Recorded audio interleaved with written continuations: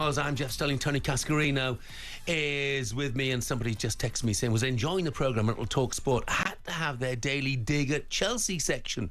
Well, we haven't. Now, are Chelsea on the decline? Full time, Everton 0, Chelsea 0. Chelsea extend their unbeaten Premier League run to 9. We are not ready yet to win the title. You ain't far off it. Oh yeah, I said many times that the people, the fans, they can talk about what they want. And he's won it! And he's won it in the 95th minute at Stamford Bridge! Ipswich 2, Chelsea 0 for the first time in 22 years. Ipswich have a top flight win to celebrate. Erling Haaland with the finish, chops the ball back onto his left foot and eventually does dink the ball over the Chelsea goalkeeper. Another mistake from him. He's not an elite level goalkeeper. The 8-time FA Cup winners Chelsea have been sent crashing in the fourth round. Brighton 2, Chelsea 1. Boxing Day's 2-1 home defeat by Fulham really set in motion a poor run for Enzo Maresca's side. They've won 3 of their last 9 in all competitions. One of those was against Morecambe, another was against Wolves. So, earlier on in the show, we were joined by the host of Chelsea Fan TV, who was as doom and gloom as a football fan can be. I mean, if you're not concerned, then I don't know what to say. I came on here when Pochettino got sacked. I was so angry about it, and we downgraded. That's how I felt. That's how I feel. I still want to give Maresca a chance. I don't have anything against Maresca. I think he can get us top 4. So I'm not going to sit here and say that the season's a write-off. But he's not giving me much reason to have hope, and he's not getting any help either. We downgraded in the January window. We finished worse than we started. We haven't taken the Carabao Cup seriously. We haven't taken the FA Cup seriously. And the only thing that we're taking seriously at the moment is financial. It's all financial, and that is the concern. I do feel like you can be a club that cares about money. You could be a club that the owners, they want to take money, they want to invest. I appreciate that, but you've got to make the right decisions. You've got Liverpool. They don't really spend. They're a well-run club. And I feel like, to be honest, we're going in the opposite direction. We're looking like a club that if we don't make the right decisions, we're going to end up like Manchester United. And if we miss out on Champions League football, we're not in a situation where the owners are going to come out of their pockets and continue to spend. And it's going to get even harder to get where we want. See, that is doom and gloom with the capital D and G, isn't it? I mean, look, it's just better in mind to put this in perspective. Yeah. Chelsea are 4th in the Premier League, above Manchester City, above Newcastle, above Aston Villa, above Manchester United, above Spurs. So maybe it's not all doom and gloom. Look, let's get some Chelsea calls, shall we? Robin's a Chelsea fan. Morning, Robin. Hi, Robin. Hi, guys. Great show. Nice to speak to you. Right, I'm a Chelsea supporter, yeah. I've been a Chelsea supporter for about nearly all my life, nearly 60 years. What I'm seeing at the moment with Maresca is that he's not consistent enough with his team. He keeps on changing.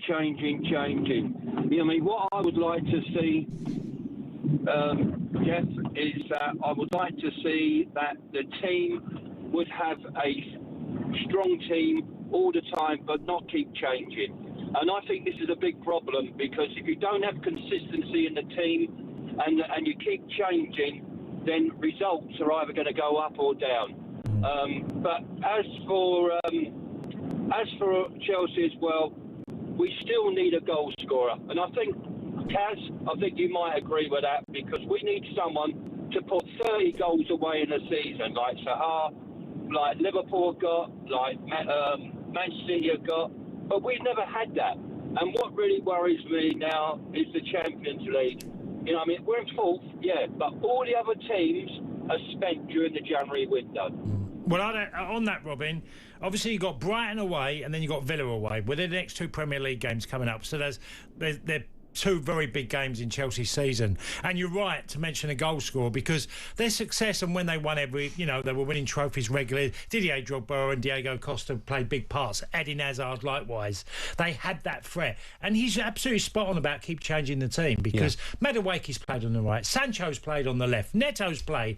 Then, just there's been a complete change in the wide areas so often. And it hasn't been consistent at all. No, it's a complaint I've heard a lot from Chelsea fans about too much chopping and changing within the team.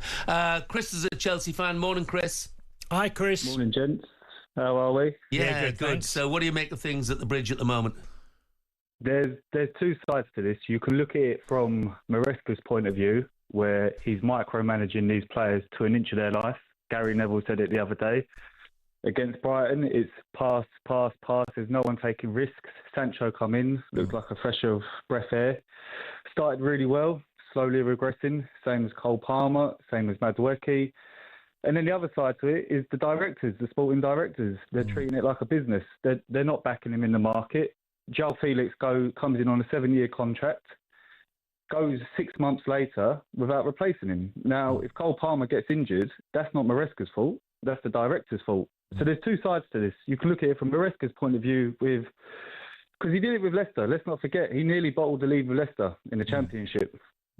Chris, can I just add one point that you made, and is a relevant one, is that, you said pass, pass, pass, and Pep Guardiola at the weekend spoke out about that is sort of dying in football because teams are defending differently and set up of the opposition and making it way more difficult and forcing you to just keep passing and without having the end product. And that's where sort of Chelsea are, I think, failing in some degree. They're not really getting the end product as easy as they should be with the talent they've got. I don't know, though. The caller before was correct in saying that we need another striker, but... A striker, definitely, yeah. A striker for sure, but it's painful. We started the season so well with the performances, the attack. We were scoring easily 2 goals a game. And then Christmas, around Boxing Day, it's regressed ever since. And that can't be down to the start. That can't be down to fully Maresca. Chris, thank you very much indeed. I got some encouraging comments from Guy in Worcester. Said Leicester went on a terrible run. I think Tony's mentioned it around this time last season under Maresca, and they still went on to win the league. I don't think Chelsea will win the league, but I wouldn't be too quick to write off Maresca. George is a Chelsea fan. Morning, George. Hi, George. Morning, guys. Great shows. Yeah, great show as always. Look, I've got quite a few points here.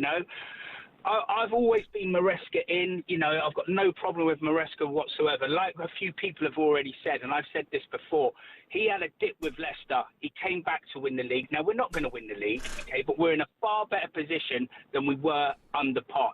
Now, people go, oh, look at Poch's last few games.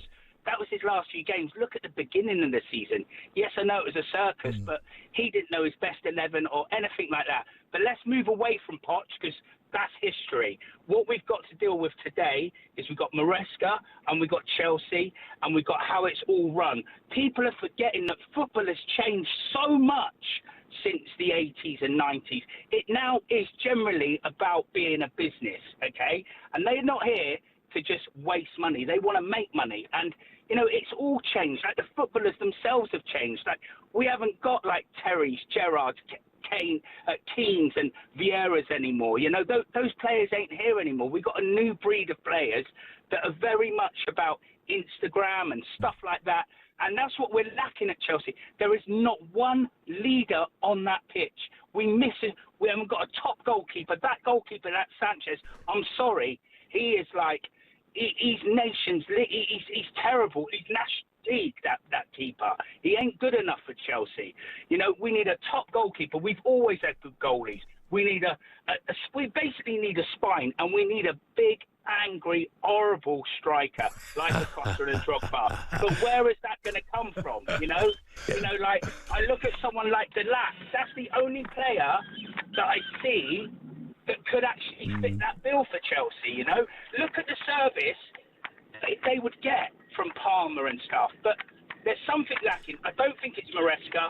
I think with Maresca we're in safe hands, but there needs to be something in the summer where they look again. They ain't going to spend millions and millions again. They've done all that, and it's about now building what we got, and I think Maresca's the man to do it. George, thank you very much indeed. I know, Cass, you'd echo some of those comments about the fact the lack of leaders in particular. Yeah, I put Caicedo. I think he can be a leader for the club, and I think Fernandes, when they're at their best, they're a real handful in midfield. Palmer's a real quality player. But there's no doubt the keeper and the centre forward is a necessity at Chelsea, without doubt. I mean, a couple of alternative views here on text. Willsey, who said he's been at Chelsea for 54 years, says no need to panic.